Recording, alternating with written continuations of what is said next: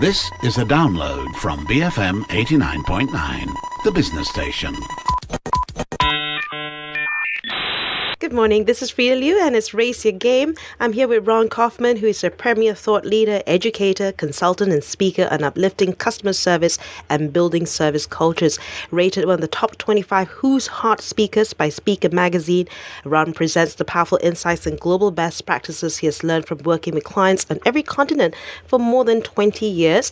He's also the best-selling author of Uplifting Service, a proven path to delighting your customers, colleagues and everyone else you meet, and many other inspiring books in service and business. He's also the founder of Up Your Service, a company that enables organizations to build uplifting service cultures and enjoy a sustainable advantage. Known well throughout Asia, he's a regular columnist at Bloomberg Business Week and has been featured in the New York Times, the Wall Street Journal and USA Today. And he will be in Malaysia for the Achieving World-Class Results Through People, Service and Sales Conference, which takes place on the 28th of August, brought to you by TMI Consulting. So welcome, Ron, and it's a pleasure speaking to you. Thank you very much. It's a delight to be with you and all of our listeners today. All right. And our focus today will be on how to build a better business with service. And it seems that many companies across many industries have taken on this is the best we can do attitude when it comes to customer service. But your book, Uplifting Service, explains how companies can always uplift service. So what does that mean and how can companies do that? Well, first of all, I'm terribly concerned when you say that companies or individuals say, well, this is the best we can do, because that's the beginning of the big decline. What we've seen in so many different areas of the world today is that people are always finding new ways to be able to step up and create more value for the people that they serve. And that word value is really key because the definition of the word service, which so many people don't really have a good definition for, is quite straightforward. Service is taking action to create value for someone else. And with that kind of a definition, it applies to everyone who's externally customer service facing, but it also applies to all of our colleagues when we're providing internal service. And because customers have choice about where to go and colleagues are always serving each other, people who keep stepping up are the ones who are winning today and will be winning tomorrow. Right. And something very interesting that you have written is that the customer is always right isn't always true. Well, we know that's not true, don't we? And therefore isn't the best service language for companies to use with employees. So what elements should an uplifting service language include? Well, let's take a look at that one that you just pointed out about the customer is always right. Let's face it, customers sometimes are just flat out wrong. Sometimes they're confused, they exaggerate, and they may even from time to time lie. But the customer is always the customer. And our job is to make the customer feel right, even if they're not right. So how do you do that? Well, let's say a customer comes to you and says, you guys are so slow, you're taking up all my time. But when you do the research, you realize that the reason that we weren't able to complete something is because the customer didn't fill out the form properly or didn't have all their information ready on time. But instead of going back to that customer and saying, well, it wasn't our fault, what you can say is, you've got a really good point. Time and speed are very important in today's world. Now, the customer thinks you just agreed with them, and you did agree with them on the importance of what they value, but you didn't necessarily agree that you were wrong with what it is that you did. So one critical element in building a common service language is to have everybody recognize that our job is to make the customer and your colleague feel important and feel valued. Google and Zappos have mastered the art of hiring people who fit their service cultures. Now, what are a few of the elements for their service recruitment strategies, and how can other companies figure out what works for them? And I think also just want to bring out, like in Asia, where there seems to be, especially in Malaysia, there seems to be such a shortage of employees or talent. How do you do this? Yes, well, first of all, recruitment, as you've pointed out, is one of what I call the 12 building blocks of an uplifting service culture. There are 12, and recruitment is one of those. In fact, it's block number 3. And as you pointed out, what makes Google and Zappos successful is that they put such incredible rigor and effort into making sure that the people that they hire are the right people. And you ask the question, how can people who are listening to this or people in Malaysia do a better job? And my point for them is the following. When you build a really strong service culture, not only does that organization give customers a better service experience. But it also becomes a better place to work because everyone inside the organization is focusing on service, not only to the external customer, but also to each other. And when you've got a culture where people are focused on serving one another, making each other successful, creating value for your colleagues and with your colleagues, that kind of a culture will naturally attract, retain, and develop the best people. But if you're the employer, if you're the boss, how do you make sure that you're going to get the right people in? Well, let me give you one example. Let's say that you're a team-focused organization. You need people to collaborate and cooperate to make good results. In the interview process, then you should be asking candidates questions like these. Tell me about a time when you were involved in something really successful. What was it? What happened? Tell me something you're most proud of in the previous places that you work. Tell me something that you consider to be a big success in your career. And then listen very carefully to how they answer the question. In their answer, if they say me, I did, then that's one kind of person. But if another person says we, our, together, that's the kind of person you're looking for. Somebody who naturally attributes the highest success in their career to the success of their team, not just to their own individual performance. Wow. Right. You also make a key distinction between customer service training and customer service education. Now, what's the difference between the two?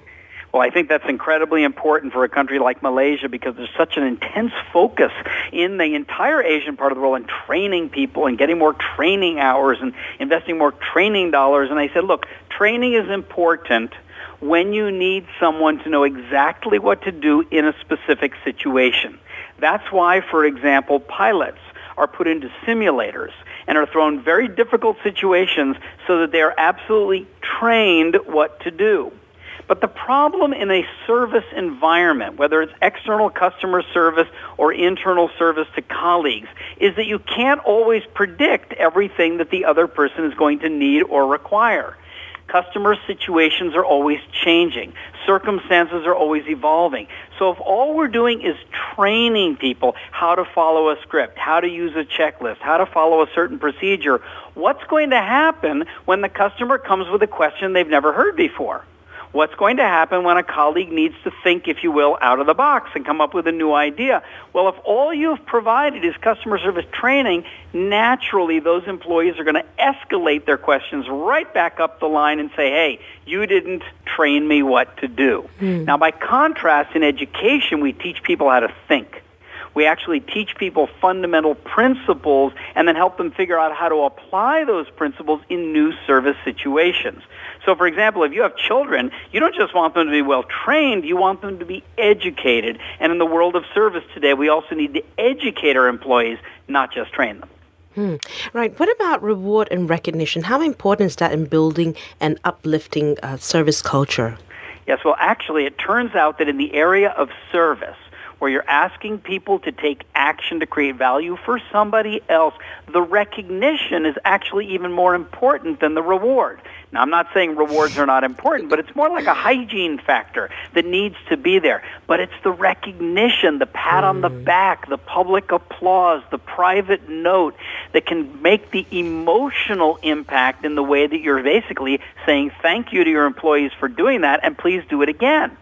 Now, what can make this so powerful and so culturally strong is when you create recognition opportunities not only for great external customer service, but also for internal service, for service improvement, for service recovery, for better service between departments, for improved service to new customers, to loyal customers, to upset customers. There's nothing stopping you from developing an entire range of service recognition programs, activities, and awards, and those are some of the things that keeps people's fire burning, keeps that fire alive and their desire to go out of their way and take new steps to serve other people well.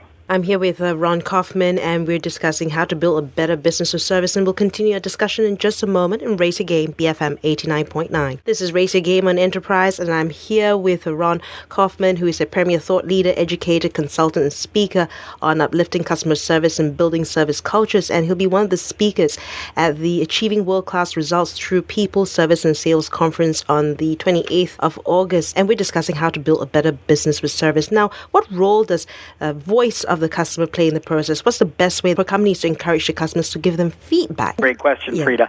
The voice of the customer is another one of the 12 building blocks of uplifting service culture. And you ask, what's the best way? Well, the fact is there isn't just one way. One way is to solicit. For example, you can actually send out a survey. You can give people comment forms. You can have the feedback card on the desk. You can have the interview, at the point of departure or the point of arrival or any point during the service process.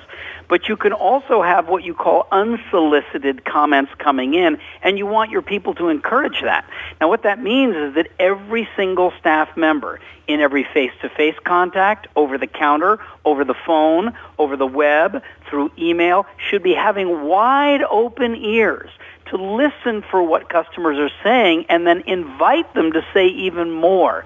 So that voice of the customer can be institutionalized by bringing it in through surveys and hotlines, but it can also and should also be encouraged by each and every employee.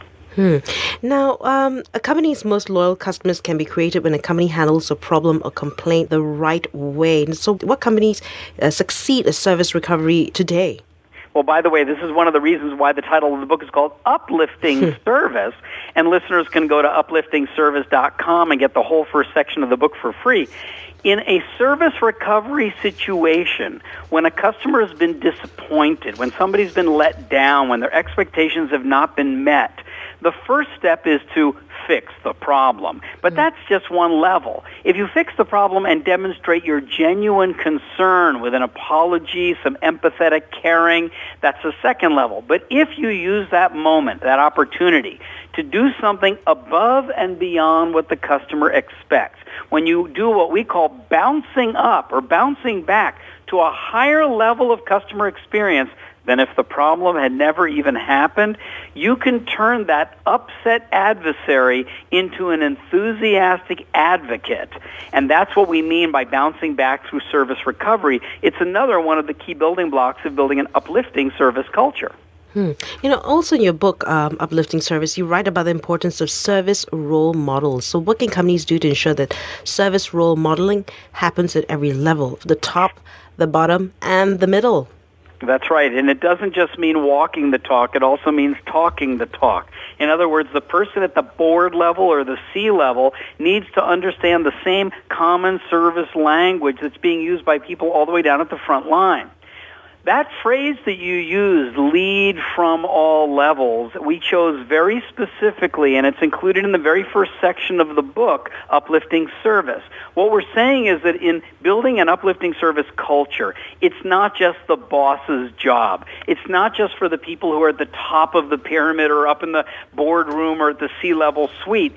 Anyone could actually take the lead to set the mood, for example, within your department, or to set the tone for the day in your shift.